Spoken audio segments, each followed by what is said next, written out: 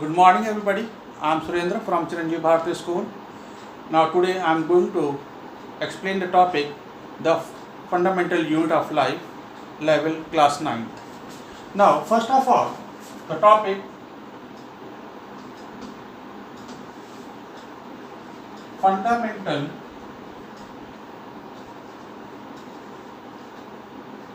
unit of life, that is the cell. Now it is well known that all the living organisms consist with the help of cells, either maybe unicellular animals or plants, or maybe multicellular or higher planted animals. The definition of this cell, first of all, the discoverer who discovered the cell was discovered by Robert Hooke in 1665, and he observed dead cell in the plant cork and also observed a hexagonal type of structure just like the beehive. Now the definition of the cell, it is the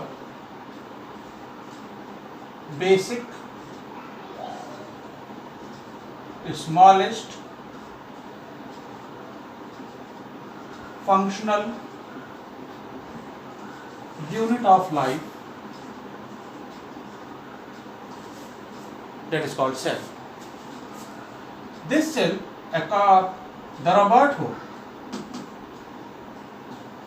Robert Hooke discovered dead cell, and it is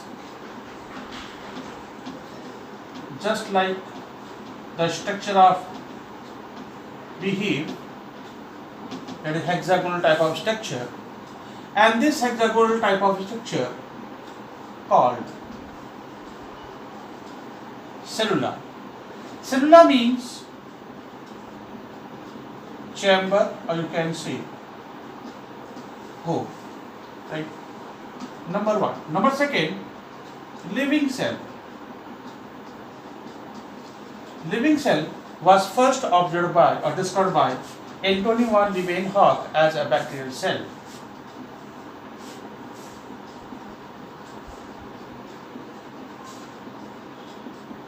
In 1670 in the form of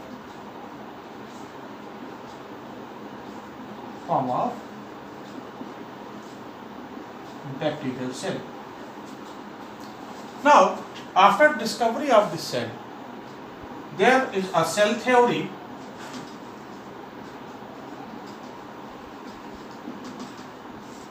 which explain what is exactly cell.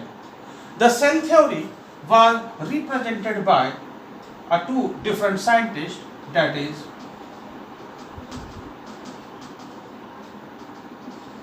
Sladen and Swan. These are the two scientists who represent cell theory. According to them, the cell theory, first point regarding cell theory, that is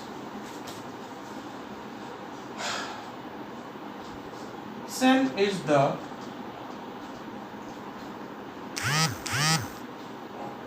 structural unit of life. The first theory, that is cell is the structural unit of life. Now second theory, that is cell is the unit of metabolic function. Now the term metabolism, that metabolism is generally consist with the help of two activities,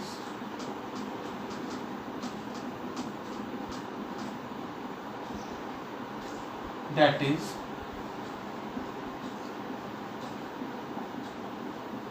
catabolism and anabolism. Catabolism as well as anabolism. Catabolism is the nutritive part where we intake the food material and get broken down into simplest form, where in the anabolism the respiration part takes place. Means catabolism means nutrition, where anabolism, that is respiration. Now when we intake the food material, it gets broken down into simplest form, that is the catabolism or intake of the food material. Anabolism, when that digestive food material enters inside the cell, again it gets simplified, or inside the mitochondria it gets broken down more and more simplest form, and also release energy as well as carbon dioxide.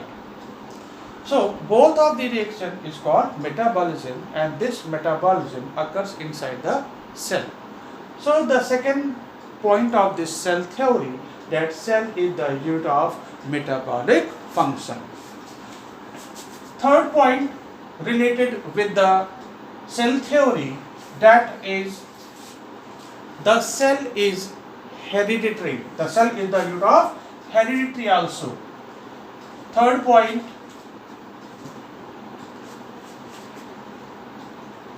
I am explaining here. The third point related with the cell theory, that is cell is the hereditary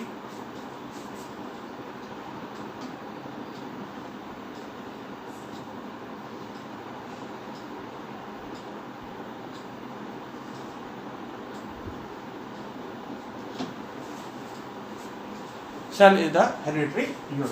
What is the meaning of hereditary? Hereditary means inside the cell, each and every cell having the specific number of the chromosomes, and these chromosomes having the specific type of the gene characters, and during the cell division, when one mature cell get divided to form two daughter cells, then these chromosomes, or you can say on the chromosomes genes are present, they also get separated and inherited from one cell to the another cell, as well as one generation to the next generation. So that is called the hereditary. So regarding this cell theory, basically there are 3 points for the cell theory, that is cell is the structure of unit of life, means all the type of structures are only due to the cell. Second, it is the unit of metabolism, metabolic function, that is the catabolism as well as anabolism. Third point, that is the cell is hereditary unit. Heredity means the transmit of the gene characters from one generation to the next generation, as well as transmit from one cell to the another cell, that is called hereditary. So basically this is the cell theory. Now after that, the most important point, types of the cell. It is again most important, type of the cell.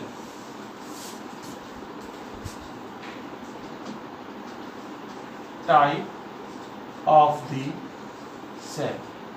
There are 2 types of the cell.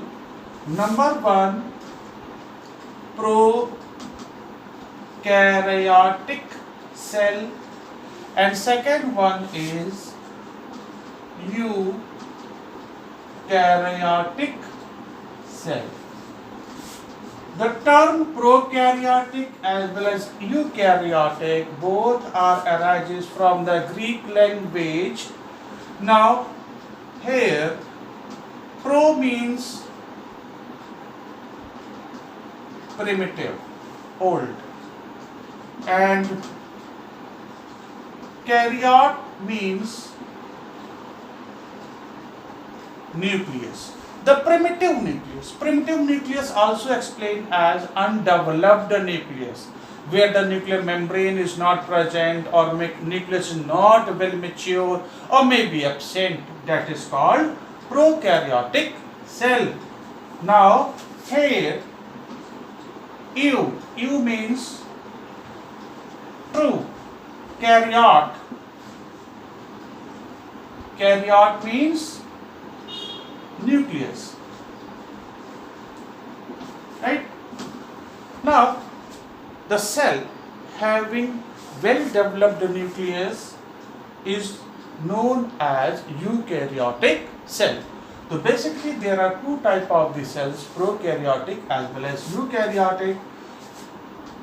The prokaryotic cell mostly present in unicellular organisms like bacteria, amoeba, and many more, where all the multicellular animals are consist with the help of eukaryotic cell. Another differences between them, that is, in prokaryotic cell, many cellular organelles like mitochondria, Golgi complex, endoplasmic reticulum, etc. are absent. Where in eukaryotic cell, all cellular organelles are present. In eukaryotic cell, all the cellular organelles are present. Basically, these mitochondria, Golgi complexes, endoplasmic reticulum, and many more. They are all absent in prokaryote but present in eukaryotic cell. Third point regarding the differences. In prokaryotic cell, only 70S type of ribosome is present. Ribosome, another cellular organelle, and this ribosome help in synthesis of protein inside the cell. It will be explained in your higher level or higher classes. In the eukaryotic cell, there are 70S as well as 80S types of